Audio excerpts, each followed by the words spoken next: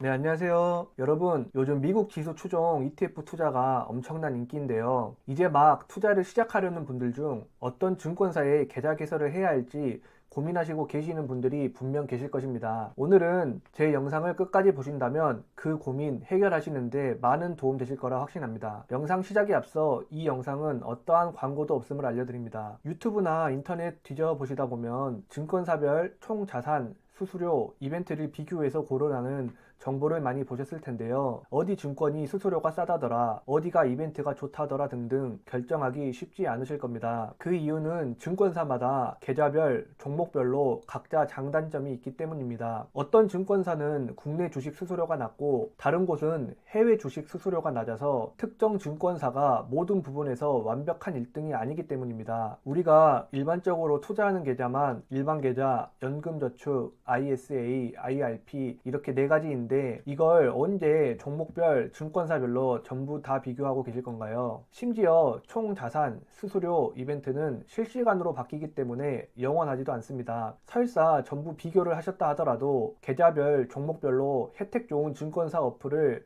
4~5개씩 쓰실 것도 아니시고요. 어차피 다들 어느 정도 비슷하고 수수료율이 영원하지도 않습니다. 그리고 선택한 증권사가 마음에 들지 않더라도 인생 끝나지 않습니다. 언제든 원하는 곳으로 바꾸시면 되고요. 이번에 신규로 계좌 개설하시는 분들은 이벤트에도 현혹되지 마시길 바랍니다. 제가 사용하고 있는 삼성증권에서 현재 진행 중인 연금저축 IRP 이벤트를 예시로 가져와 봤는데요. 몇천만 원 이상 입금해야 의미 있는 상품을 받으실 수 있습니다. 위쪽에 잘 보시면 타사 이전하는 경우 지급 조건 2배 인정이라는 글을 보실 수 있는데, 이 말은 즉 다른 보험사나 증권사에서 갖고 계시던 연금을 자기 쪽으로 이전하였을 때 혜택을 더 많이 주겠다는 말입니다. 사실상 신규로 투자를 시작하시는 분들을 위한 이벤트가 아니고 이전에 다른 곳에서 투자하시던 분들을 자기네 증권사로 옮기기 위한 이벤트라고 보시면 되겠습니다. 제가 예시로 삼성증권 이벤트를 가져왔지만 다른 증권사들도 혜택의 차이가 조금 있을 뿐 대동소이합니다. 일단 투자를 먼저 시작하시고 목돈이 쌓이면 나중에 정말 원하는 증권사가 생겼을 때 이런 타사 이전 이벤트를 활용해서 옮기시면 됩니다. 증권사 선택은 배우자 선택하는 것과 같다고 생각합니다. 총 자산, 수수료, 이벤트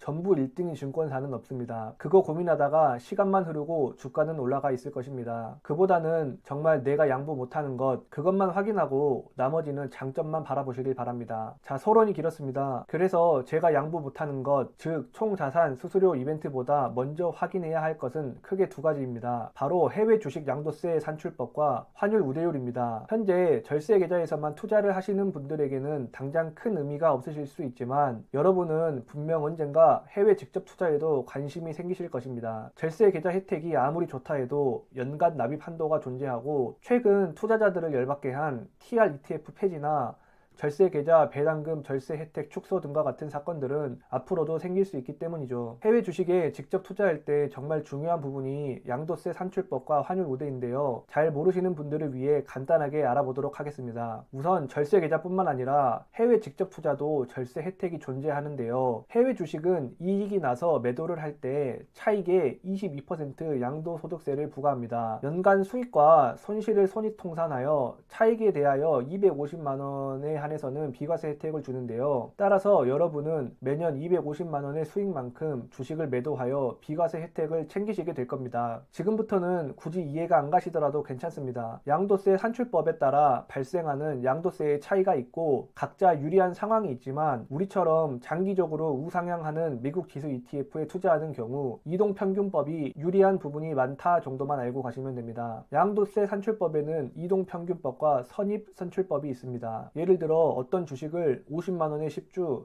100만원에 10주, 150만원에 10주씩 매수했고 주가가 올라서 현재 가격은 한 주에 200만원이라고 가정해 보겠습니다. 2가지 방법 다 평균 단가는 100만원인데요. 이후 각각 10주씩 주식을 판다면 양도세는 100만원 이상 차이 나는 것을 확인하실 수 있습니다. 이동평균법은 현재 가격 200만원에서 평균 단가 100만원짜리 주식을 10주 팔았다고 계산하여 1주당 차익이 100만원이지만 선입선출법은 가장 먼저 구매한 50만원짜리 주식을 먼저 팔았다고 계산하기 때문에 때문에 한 주당 차익이 150만 원으로 잡히기 때문이죠. 앞서 말씀드렸듯이 반대로 선입선출법이 유리한 경우도 존재하지만 미국 지수 ETF처럼 장기적으로 우상향을 목표로 하는 주식이라면 이동평균법이 유리한 경우가 많습니다. 양도세 산출법별로 증권사를 나눠보면 다음과 같은데요. 계좌 개설 전 꼭 확인해 보시면 좋을 것 같습니다. 참고로 국세청에서 원칙은 선입선출법이지만 이용하는 증권사에 따라 이동평균법도 인정을 해주는 것이고요. 혹 선인선출법을 사용하는 증권사를 이용하시더라도 이동평균법을 적용할 수 있다고 하니 기존의 선입선출법 증권사를 이용하시는 분은 굳이 옮기실 필요는 없습니다. 다만 개인이 직접 해야 해서 번거롭다고 합니다.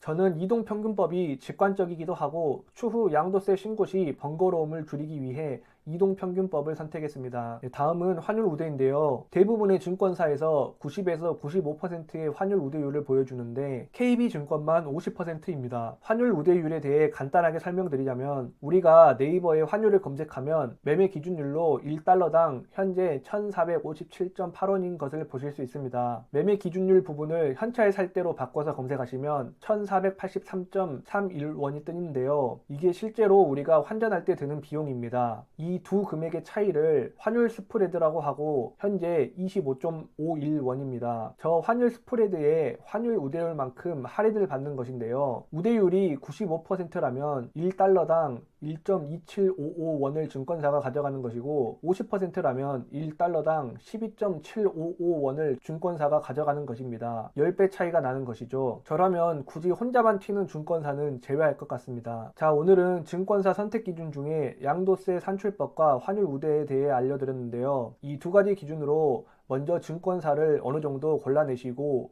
그 후 총자산, 수수료, 이벤트 등을 고려하시면 좀 더 증권사 선택에 있어 수월하실 것이라 생각됩니다. 증권사는 한번 정했다고 평생 그것만 해야 하는 것이 아니니 너무 오래 고민하지 마시고 일단 투자부터 시작해 보시길 권합니다. 긴 영상 시청해 주셔서 감사합니다.